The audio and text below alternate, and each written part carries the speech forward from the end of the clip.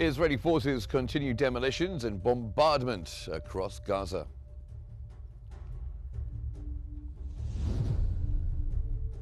Netanyahu says Israel will keep control of Gaza.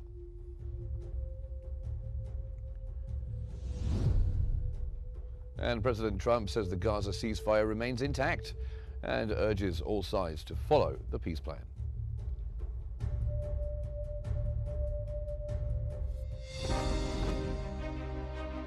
And then, of course, we have the host tonight, and I just want to thank you very much. There was a reason we chose Egypt, because you were very helpful, and very, very helpful. Everybody wanted to have this, but we really thought it was appropriate, and you are a great leader.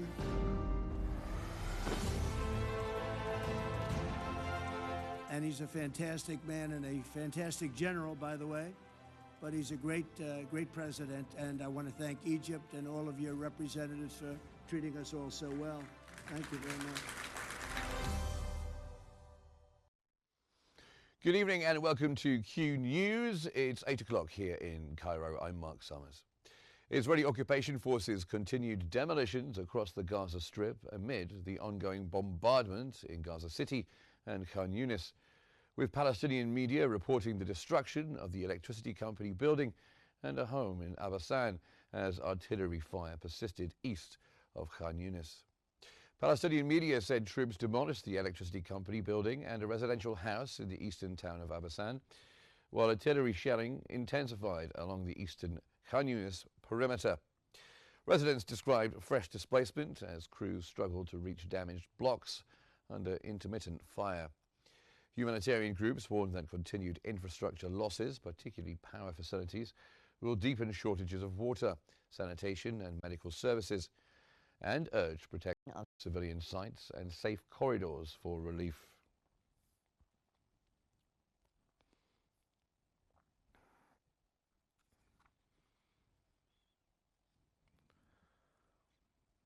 Israeli Prime Minister Benjamin Netanyahu said Gaza will remain under Israeli control to ensure it poses no threat, adding after meetings with senior U.S. officials at the Civil Military Coordination Center that Israel will disarm Hamas and preserve freedom of action. In a post on X, Netanyahu said governance and security in Gaza will stay under Israel authority, framing the objective as preventing future threats while maintaining Israel's operational latitude. He noted discussions with senior U.S. officials at the Civil Military Coordination Center on force posture and coordination. The Prime Minister reaffirmed plans to disarm Hamas and remove weapons in the Strip, linking these steps to broader security guarantees. The remarks come as ceasefire diplomacy and security arrangements remain under review, with questions over timelines, civilian administration and international roles still to be defined.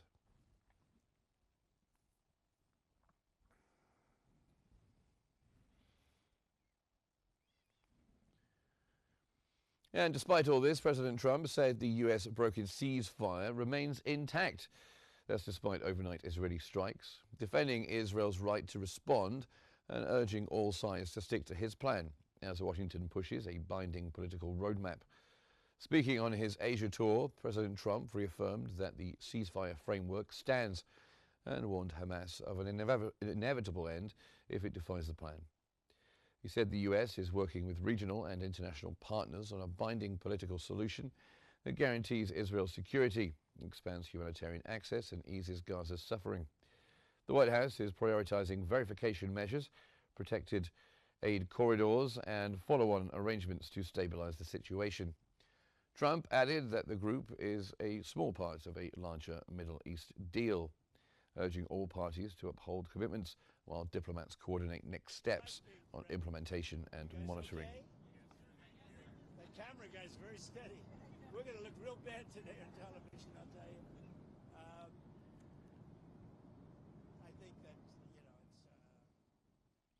Palestinian media say preparations are underway in Gaza to hand over the bodies of 2 Israelis today, as exchanges of remains continue under the U.S. brokered truce signed on October 10th.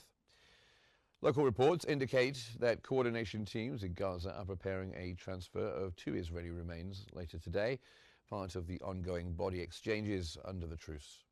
Since the deal took effect, Israel has handed over hundreds of Palestinian detainees' bodies, while Hamas has returned a limited number of Israeli remains. Health and civil defense units say identification and handover procedures are being arranged with mediators and forensic teams. Officials caution timelines can shift based on access and verification steps. The exchanges are viewed as a confidence measure tied to broader ceasefire compliance, humanitarian access, and efforts to account for those still missing.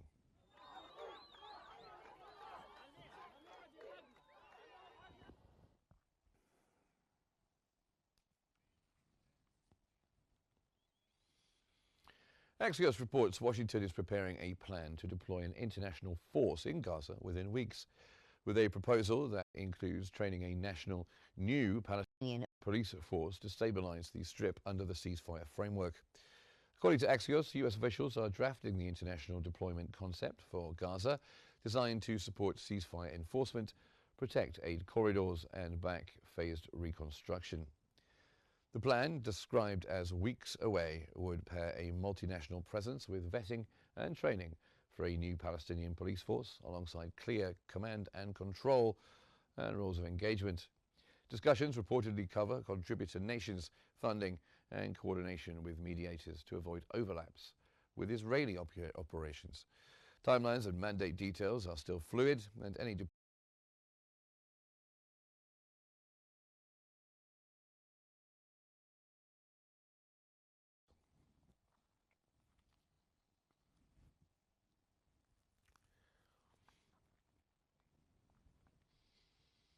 Turkey says its relief team sent to help recover Israeli and Palestinian bodies under Gaza's rubble is still awaiting Israeli clearance to cross from Egypt's Rafah into the Strip, calling the delay a breach of the ceasefire terms. A Turkish Defense Ministry source said the AFAD mission remains at the border pending an Israeli green light to enter Gaza for search and recovery operations. Ankara argues the holdup violates the ceasefire's humanitarian provisions and risks slowing identification and transfers of remains. The team is prepared to move with specialized equipment once permission is issued. That's according to the source. Coordination continues with Egyptian authorities and mediators, while Turkey has pressed Israel to honor access commitments and facilitate urgent recovery work tied to the ongoing exchanges and family notifications.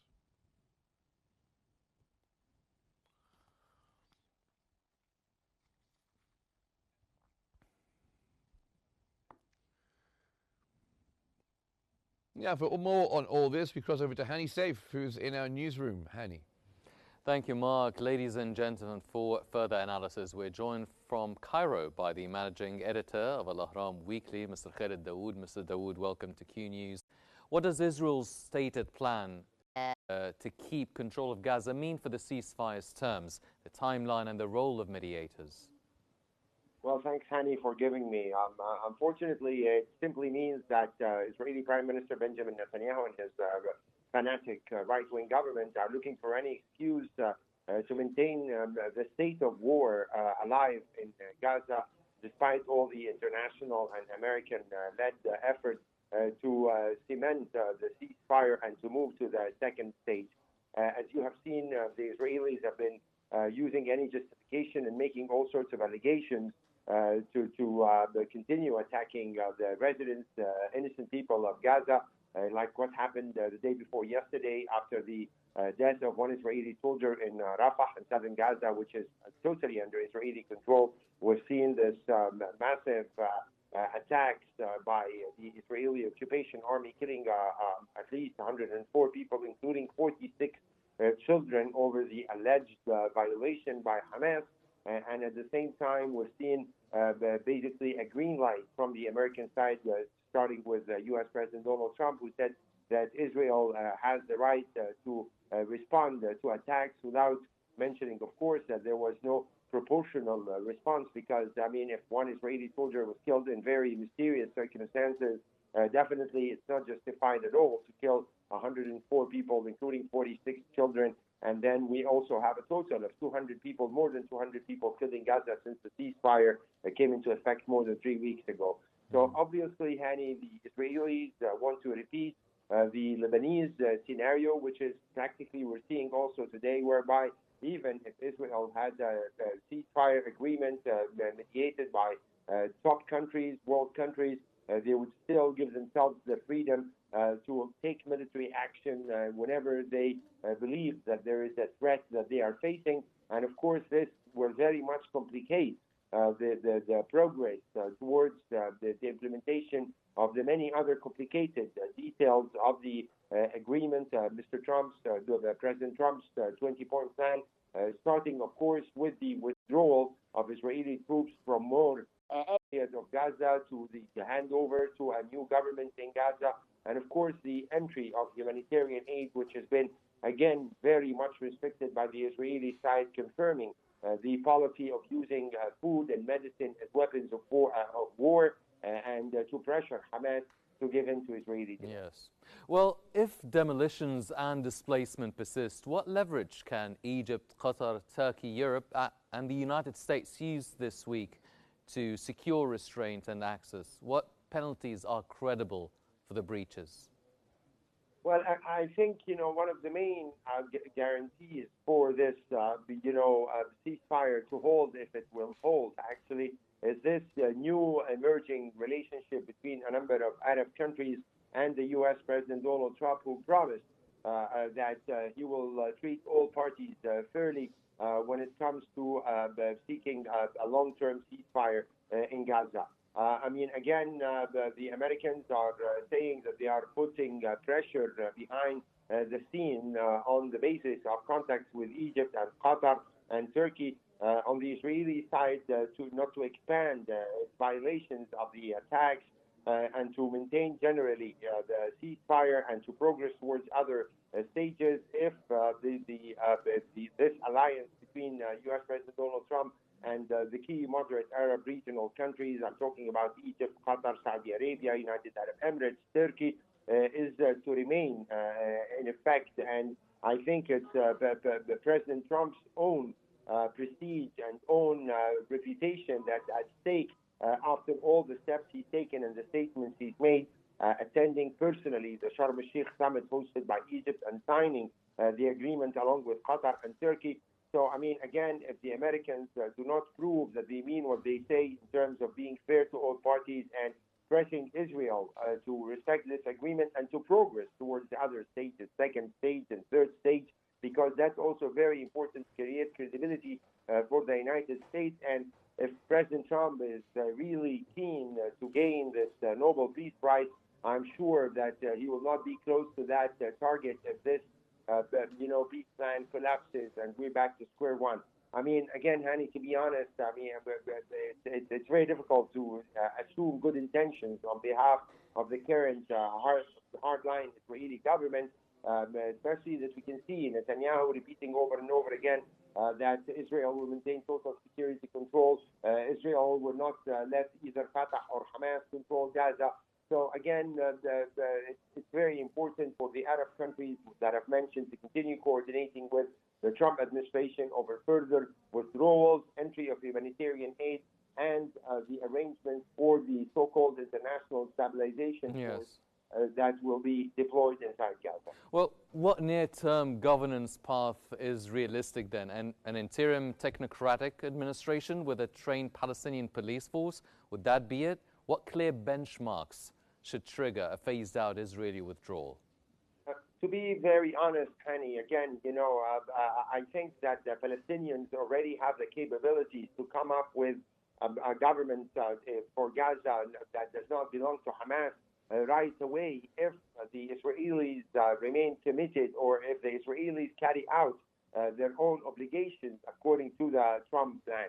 If Israel does not pull out from Gaza, if Israel does not allow the opening of the Rafah crossing, allow the entry of very much needed construction equipment to remove the rubble under which the tens of thousands of Palestinians are believed to be buried, all these steps have to be assured before we can proceed to this question of who will govern Gaza. The issue, Hani, the Israelis all the time are making it about, disarming Hamas, demilitarizing Hamas, but the truth of the matter is the Israelis do not want to end their occupation of Gaza or of the West Bank, and they do not want to allow the creation of a Palestinian state, and these are stated policies by the Israeli Prime Minister Netanyahu, and that's why we need the U.S. pressure, the international pressure. I mean, we've seen a change in world public opinion after the 2-year of genocide war the Israelis led against Gaza, and that kind of pressure needs to continue until Israel respects the Palestinian people's right to self-determination and to have their own state. Yes. From Cairo, that was Mr. Khalid Dawood, the managing editor of Al-Ahram Weekly. Mr. Dawood, thank you very much for joining us here on News. Now we go back to Mark in our studio. Mark. Thank you, Hani. Hani safe there in our newsroom. Now, the governor of Cairo, Ibrahim Sabra, denied that any roads would be closed in conjunction with the opening of the Grand Egyptian Museum. The governor emphasized that the governorate has focused on upgrading Airport Road, including painting the walls along the roads and the curbs, renovating the sidewalks and medians even, replanning the roads and increasing green spaces.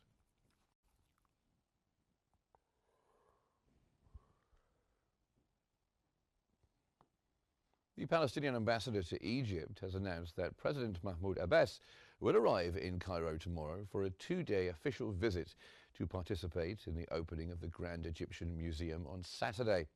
The Palestinian ambassador explained that President Abbas's participation in this global cultural event underscores the depth of the fraternal and historical relations between the Egyptian and Palestinian peoples.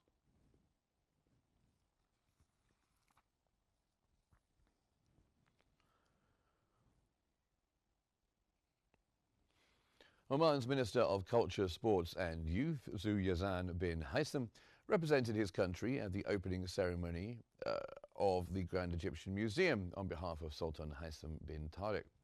The Omani ambassador to Cairo emphasized that Oman's participation in the opening of the Grand Egyptian Museum reflects the Sultanate's pride in this unique cultural event, which highlights Egypt's leading role in preserving human heritage and safeguarding the civilizational memory of humanity.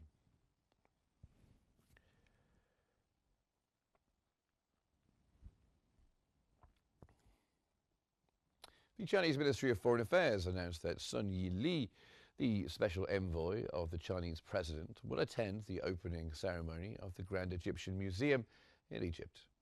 The ministry stated that at the invitation of the Egyptian government, Sun Yili, special envoy of President Xi Jinping and Minister of Culture and Tourism, will attend the opening ceremony of the Grand Egyptian Museum in Egypt, scheduled for November 1st.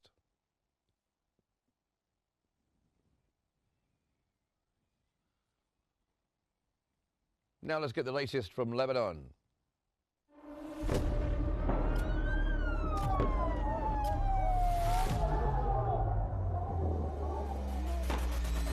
كل المستهدفين هن مدنيين. الوضع شيء مرعب، شيء بخوف.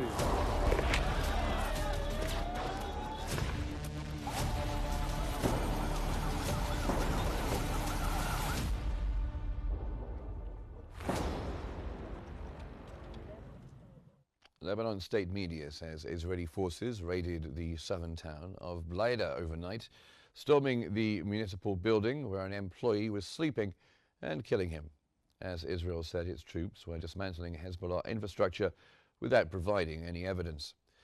The Lebanese National News Agency reported Israeli units, backed by drones and light armored vehicles, entered Blaida and breached the municipal headquarters, where a municipal staffer was found dead after the operation.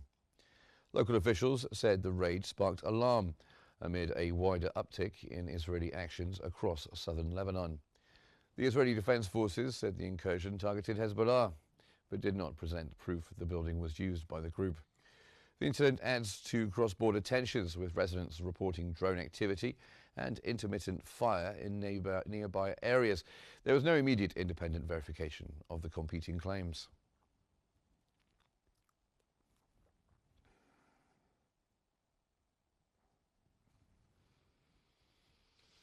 Lebanese President Joseph Aoun called on Army Commander Rudolf Heikel for the army to confront any Israeli incursions in southern Lebanon. I won't stress that this aggression, which falls within a series of hostile practices, came after a meeting of the committee monitoring the cessation of hostilities agreement. He added that the committee should not merely record incidents, but work to put an end to them by pressuring Israel to adhere to the provisions of last November's agreement and to stop its violations of Lebanese sovereignty.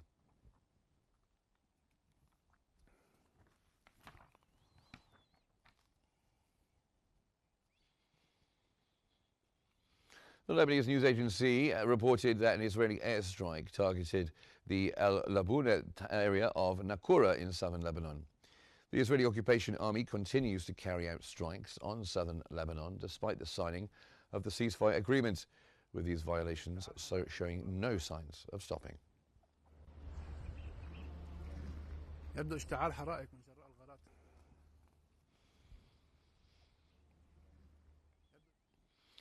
Speaker of the Parliament, Nabi Berri, condemned the ongoing Israeli attacks on Lebanese territory, particularly today's incident in Blida, stressing that mere condemnation is no longer sufficient to curb the continuing aggression.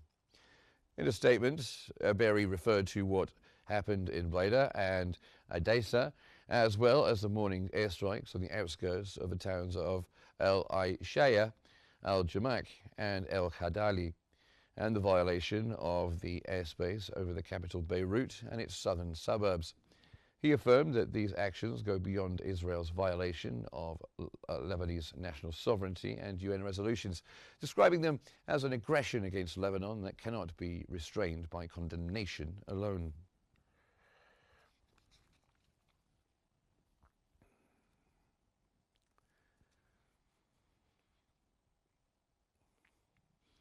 Now, in other news, President Abdel Fattah al-Sisi said Egypt is working through the quadruple mechanism to end the war in Sudan and ease humanitarian suffering after talks with Eritrean President Isaias Afwerki that aligned positions on supporting Sudan's state institutions, chiefly the army.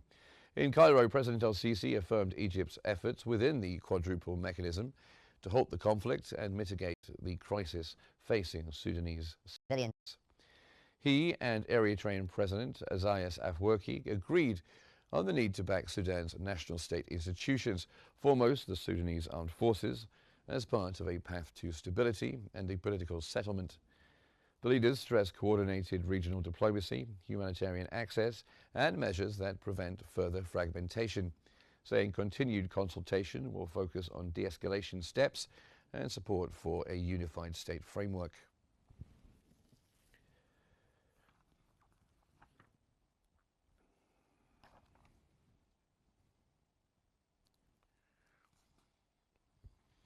Foreign Minister Badr Abdul Ati reaffirmed Egypt's firm support for Sudan's unity and territorial integrity, telling senior US and UN officials that safeguarding Sudan's national institutions, sovereignty and resources is essential amid the worsening violence.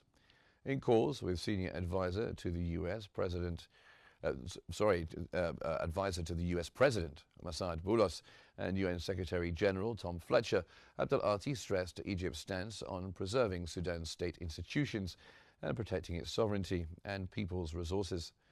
Discussions focused on the rapidly deteriorating security and humanitarian situation, particularly in Darfur and El Fasher, and explored steps to calm tensions, expand relief access, and restore stability.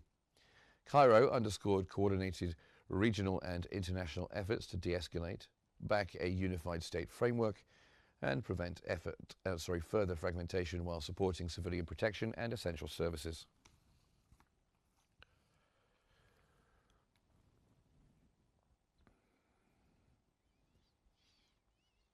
The UN Security Council has condemned the Rapid Support Forces attack on El Fasher and its devastating impact on the civilian population. The Council strongly urged the RSF to implement the provisions of Resolution 2736 and expressed deep concern over the escalating violence in and around El Fasher. This week, the Secretary General once again renewed his call for an immediate cessation of hostilities.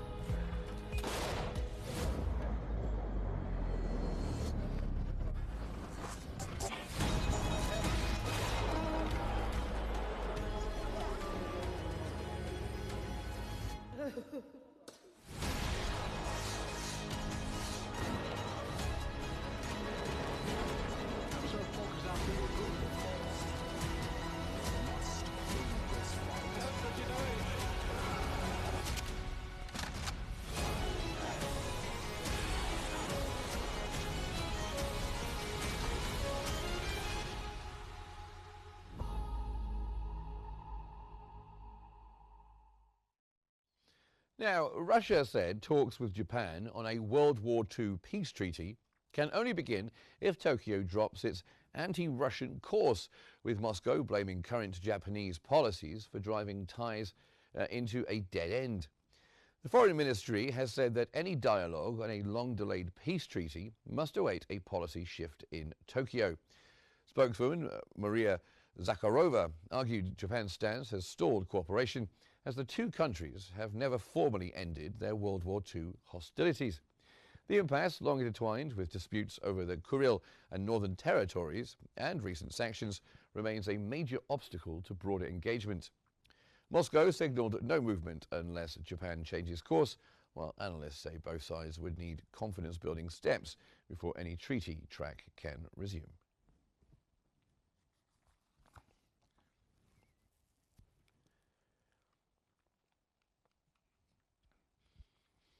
Rescuers pulled two bodies from a five-story dormitory in the Zaporizhia after a Russian strike, with 23 injured, including 6 children. As Kyiv said, Russia launched over 650 drones and 50 missiles overnight, knocking out power across regions. Emergency crews worked through debris in Zaporizhia after a dormitory collapse from overnight strikes, confirming 2 dead and at least 23 injured, 6 of them children, according to the regional administration. President Volodymyr Zelensky said Russia fired more than 650 drones and 50 missiles, while intercepted some, with some hitting targets. Energy infrastructure was pummeled ahead of winter, triggering widespread outages and forcing rolling repairs. Prime Minister Yulia Zviridenko said Moscow aims to engineer a humanitarian crisis as temperatures fall. Authorities urge residents to heed air raid alerts, conserve power and use designated shelters while repairs and search and rescue continue.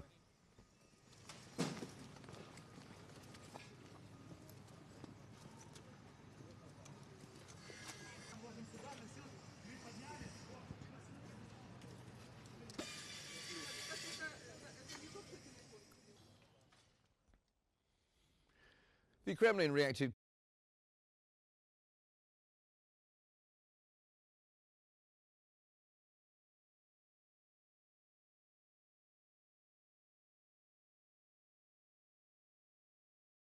tested, but Kremlin spokesman Dmitry Peskov said Moscow noted Trump's remarks made ahead of his meeting with China's Xi Jinping, stating that US will start tests on an equal basis due to others' nations' programs. Peskov added Russia is unaware of any current nuclear tests by others and has not been notified of a US policy shift, and would mirror US moves if they proceed. Asked whether this signals a new arms race, he replied, not really, as Russian officials monitor Washington's next steps and potential impacts on existing strategic stability arrangements.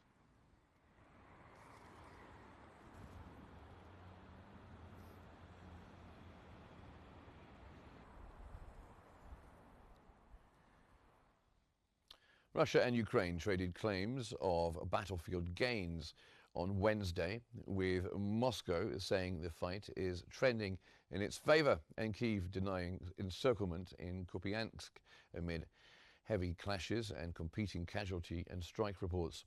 President Putin said the operation is moving in a direction favorable to Russia, citing efforts to block and surround Ukrainian units near Kupiansk. Russia's defense ministry reported control of a settlement in the Dnipro region, nearly 1,490 Ukrainian casualties in 24 hours, and strikes on transport links tied to Ukraine's defense industry, alongside drone and bomb intercepts. Ukraine denied its forces were surrounded in Kupiansk, saying intense fighting continues as Russian troops try to consolidate positions in the north. The claims could not be independently verified amid the ongoing artillery, drone and missile exchanges across multiple fronts.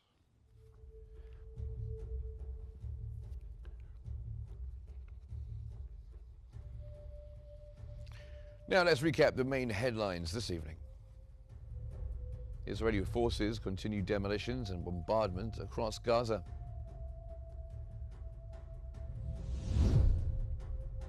Netanyahu says Israel will keep control of Gaza.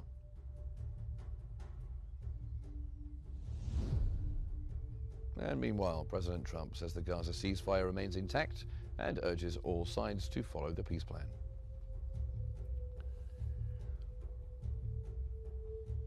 And that's our bulletin for this evening. Don't forget to follow us on our social media platforms at Qnews EGY. From all of us here, thank you for watching and stay tuned for more on Q News.